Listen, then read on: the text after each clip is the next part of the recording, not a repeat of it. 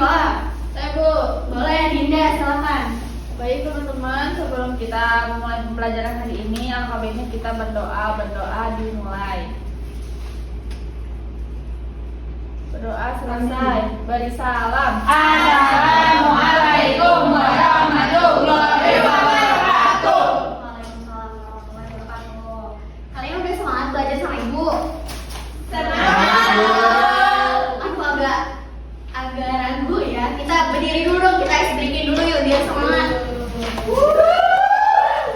Semangat Bu. Yuk semangat dulu. Yuk. Ayo berdiri. Ice breaking kali ini Ibu akan mengenai nama ice breaking itu adalah ketawa 1, 2, 3. Jadi nanti Ibu akan bilang buka mulut tertawa 1 kali, ha. Buka mulut tertawa 2 kali, ha. Buka mulut tertawa 3 kali, ha. Buka mulut tertawa tanpa suara, ha. Gak boleh. Gitu ya, siap? Siap. Ibu mulai ya. Fokus ya, fokus. Ibu akan acak. Buka mulut tertawa 3 kali, ha. Buka mulut tertawa 2 kali, ha. Mulut tertawa tanpa suara. Adin Bu. Ya, sekali lagi ya. Buka mulut tertawa 1 kali, ha. Buka mulut tertawa 2 kali, ha. Udah semangat kan?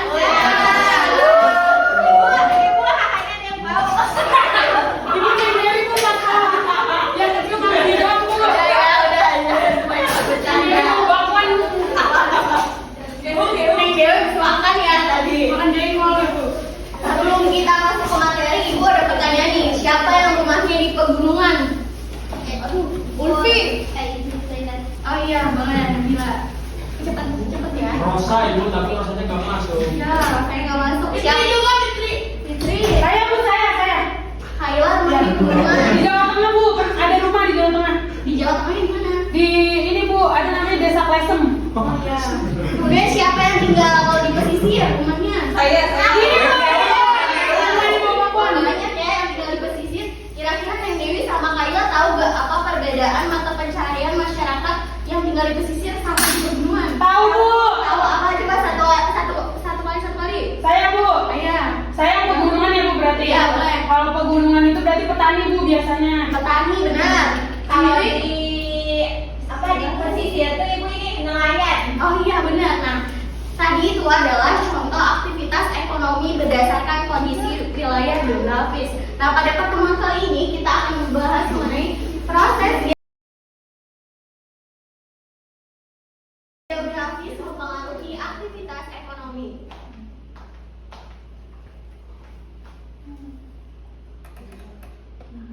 Nah, untuk tujuan pembelajarannya, Ibu harapkan kalian mampu untuk mengidentifikasi keragaman bentuk muka bumi berdasarkan jenis aktivitas ekonomi masyarakat.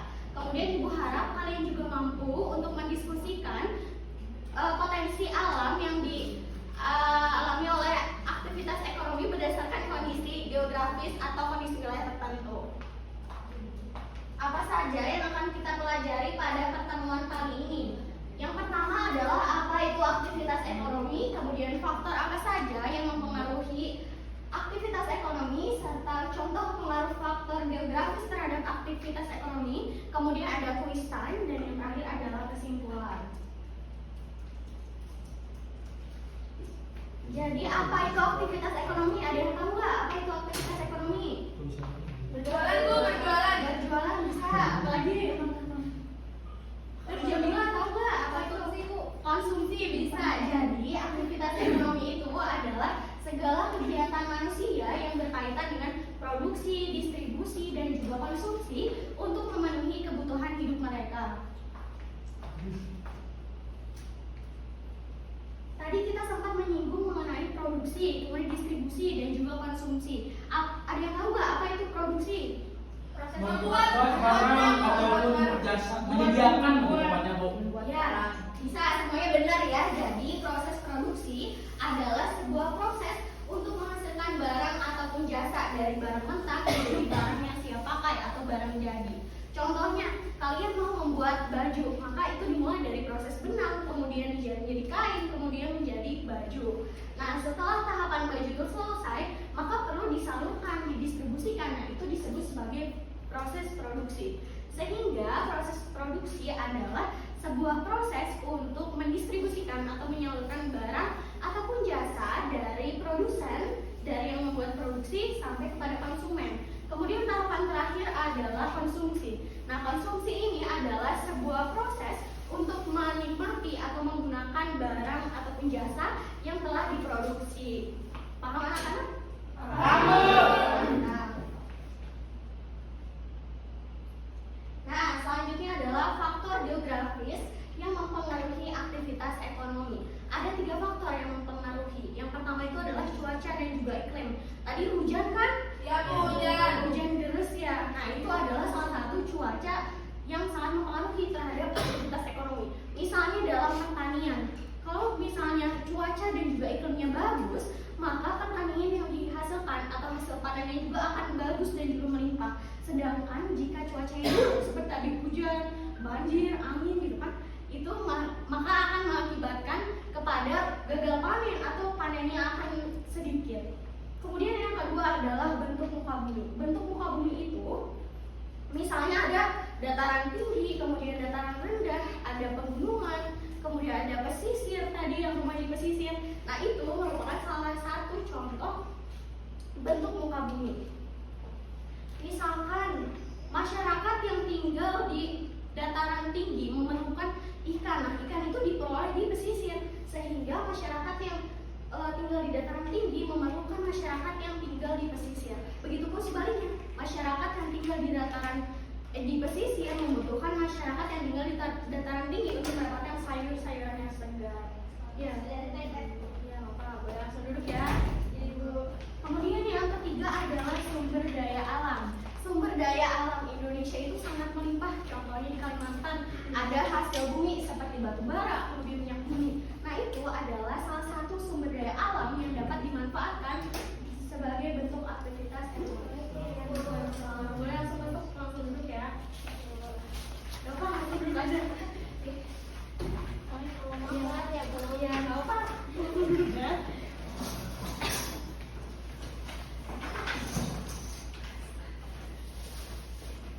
Baik, Ibu lanjut ya. Tadi itu kita membahas mengenai Kalimantan dengan sumber daya alam yaitu hasil tambang. Nah, hal itu sangat berdampak terhadap aktivitas ekonomi masyarakat di Kalimantan. Sehingga banyak masyarakat yang tinggal di Kalimantan itu bekerja sebagai penambang gitu. Namun harus yang legal ya. Nah, selanjutnya adalah contoh pengaruh dari proses geografis. Ada 3 contoh pengaruh dari proses geografis. Yang pertama itu adalah dataran rendah, kemudian dataran tinggi, dan juga ada pesisir. Untuk masyarakat yang tinggal di dataran rendah, ada yang tahu nggak ini gambar apa? Pasar. Kemudian sebelahnya apa? Pabrik. Betul. Sehingga masyarakat yang tinggal di dataran rendah itu biasanya bekerja sebagai buruh pabrik atau industri serta berdagang di pasar. Kemudian yang kedua adalah masyarakat yang tinggal di dataran tinggi. Ini gambar apa? Masyarakat lagi apa? Iya, lagi mencabut daun-daun teh gitu. Kemudian yang kedua ini adalah gambar gunung. Maksudnya gambar gunung di sini adalah biasanya di pegunungan itu ada pariwisata alam begitu ya. Kemudian yang ketiga adalah masyarakat di daerah pesisir.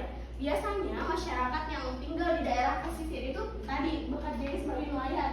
Kemudian juga ada pariwisata bahari atau perikanan.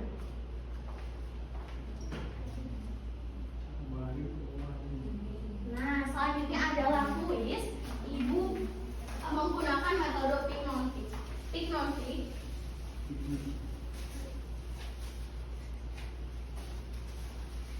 Nah, metode Pyknotic ini ibu memiliki 10 gambar yang terdiri dari 8 gambar dan juga 2 pertanyaan. Ibu akan meminta kalian untuk menjawab pertanyaan tersebut di lembar jawaban.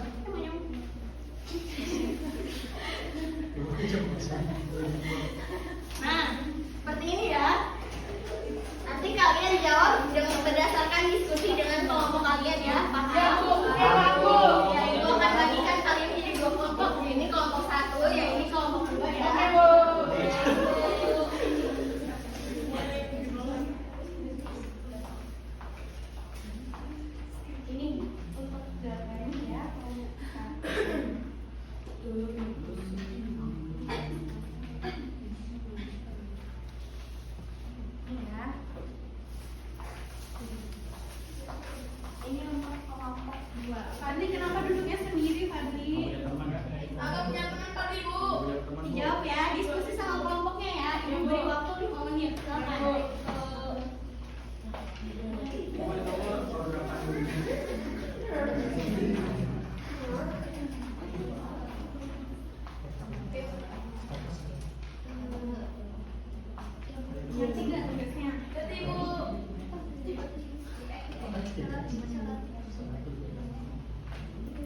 Oke, karena waktu diskusinya telah habis, Ibu akan meminta satu orang untuk mempresentasikan hasil diskusinya.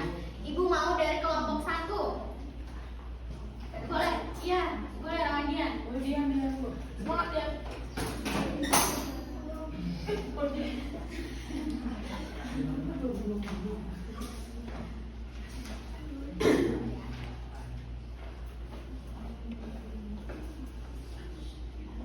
Ya, assalamualaikum warahmatullahi wabarakatuh. Waalaikumsalam.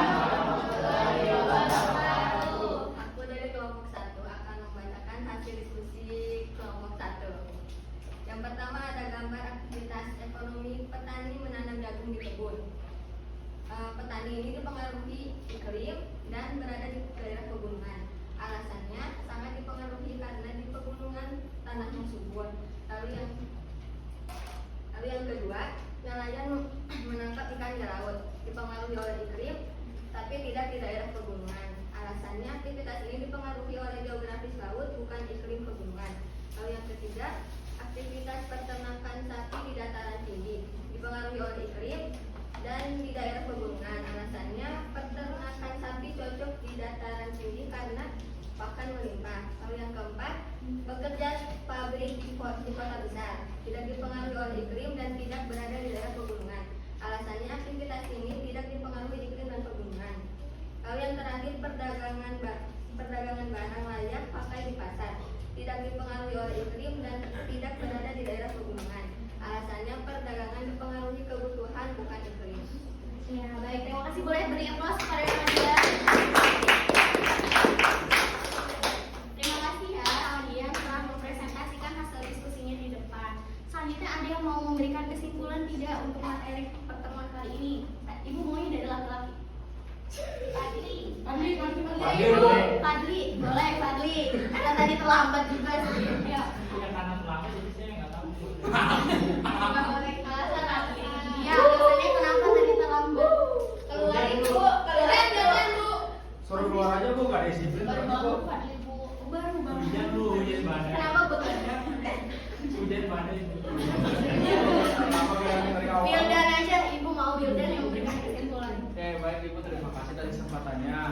Untuk kesimpulan pada siang hari ini tuh kita belajar tentang faktor geografis gitu mempengaruhi perekonomian di Indonesia ataupun di dunia.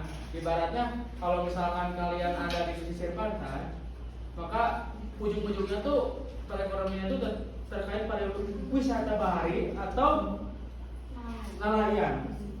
Dan di sebaliknya di pegunungan itu tidak jauh lagi dengan peternakan atau perkebunan. Ibaratnya itu kayak peternakan teh atau peternakan teh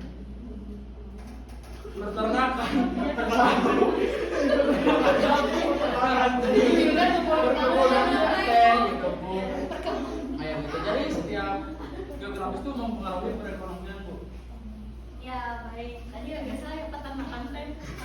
Mungkin maksudnya perkebunan teh ya. Ya Ibu. Baik, jadi Ibu akan memberikan penguatan bagi kalian sehingga proses geografis itu sangat mempengaruhi. Tadi benar kata Wildan bahwa proses geografis itu mempengaruhi aktivitas ekonomi baik masyarakat yang tinggal di dataran tinggi, kemudian dataran rendah ataupun di pesisir itu saling berkaitan karena tidak bisa dipisahkan. Masyarakat yang tinggal di dataran tinggi memerlukan masyarakat yang tinggal di pesisir untuk mendapatkan ikan segar, begitupun sebaliknya. Sehingga kita harus mampu untuk memanfaatkan sumber daya alam dengan baik.